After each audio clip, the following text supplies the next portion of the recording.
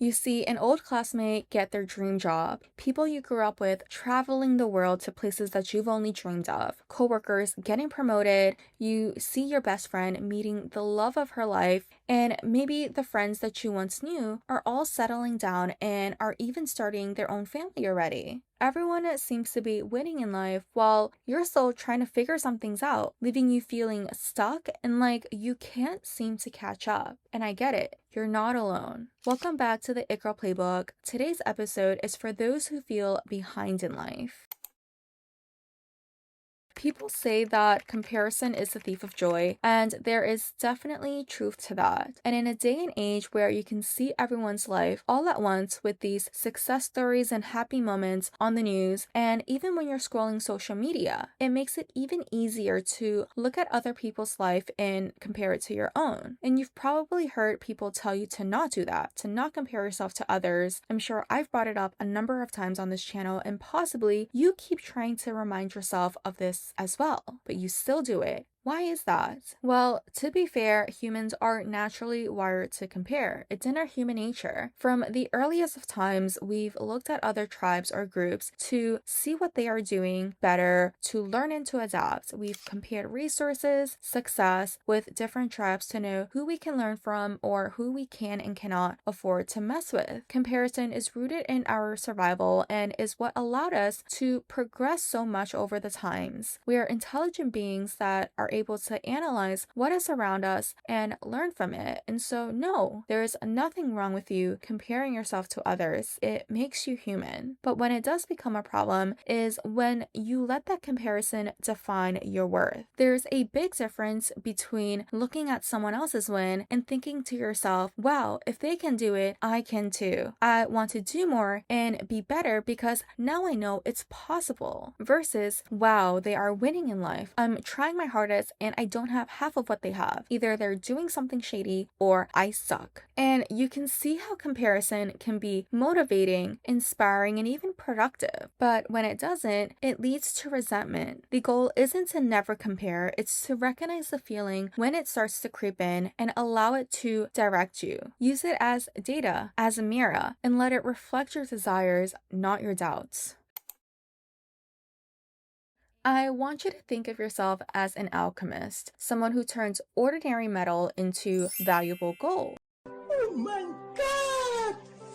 Wow! You turn anything into something. Even if it's nothing, you turn it into something. You look at someone and they have something that you want and you're jealous? Great, fantastic. Identify what it is that is creating this jealousy or envy, because jealousy, it's rooted in lack, right? They have something that you don't. Now use that as direction to guide you and go and achieve it, because their success, their relationships, and their glow up, none of that cancels out what's meant for you. There's enough for everyone. But if you let those things distract you, discourage you, or convince you that you're behind, that you're not just comparing anymore. You're competing in a race that was never yours to begin with. Yes, comparison is the thief of joy, but it can also be quite healthy and productive if you use it to inspire and to motivate you. You're allowed to be inspired, you're allowed to take notes, but what you're not going to do is to tell yourself that you're too late, that you're less than, or that you're a failure. You're just on your own track. You're not here to copy or win some competition, beating someone at their own life, when you're here to create your own. So turn your comparison into curiosity and your curiosity into action.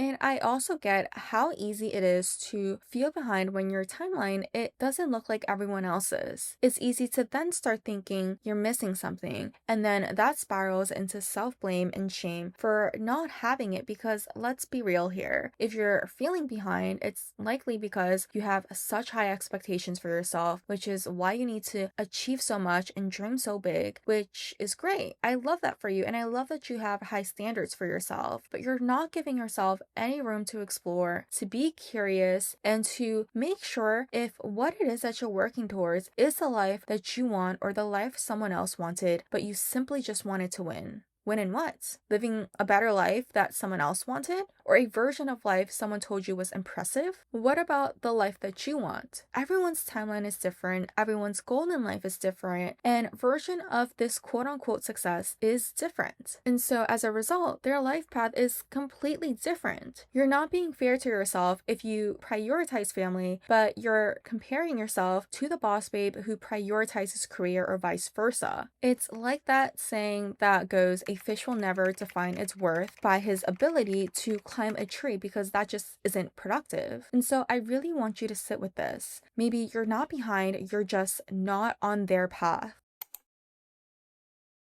Or maybe the reason you're feeling behind isn't because of someone else's success. Maybe you are your own biggest enemy. Maybe it's because you keep allowing yourself to get stuck in the past, replaying every what if. What if I had made that one decision differently? What if I didn't waste time in that relationship? What if I had just believed in myself sooner? You keep thinking that if only you had played your cards differently, you'd be more ahead in life now. And maybe that is true, but let's give that younger version of you some grace. You were doing your best in the situation that you were in with what you had and what you knew. You can't punish yourself for not knowing what you didn't know. That younger version of you, she was honestly just doing her best. That version of you didn't have that clarity that you have now. And at the same time, you wouldn't have the clarity that you have now if it weren't for all of those experiences. There is this quote from Abraham Lincoln that says, "Give me 6 hours to chop down a tree, and I will spend the first 4 hours sharpening the axe." Maybe that's what all of this has been. The heartbreak, the detours, the waiting and the setbacks. Those lessons and those experiences, for all you know, was life helping you sharpen your axe, prepping you, aligning you, teaching you what you needed for what's next. Put the energy that you're using to make yourself feel bad into making the most out of the situation that you're in right now. You don't have to obsess over the past. You don't have to stress about a future that doesn't even exist yet. Your power is in the present because that's the only place you can actually build the future from. And so I say all of that to say that where you are right now might be exactly where you need to be. So maybe you're not behind, maybe you're just living life at your own pace. And even if you do feel behind, sometimes it is better to take it slow and to get it right than to rush only to end up choosing wrong. That said, I also encourage you to give yourself a little more credit with how far you've come. Do you even recognize that version of you from a year ago or 5 years ago? Instead of measuring how far you think you should be, start paying attention to how much you've already grown, what you've survived or overcame, all that you've learned, and who you're becoming because of it. You're doing much better than what you're giving yourself credit for. I'm proud of you. You're doing a great job.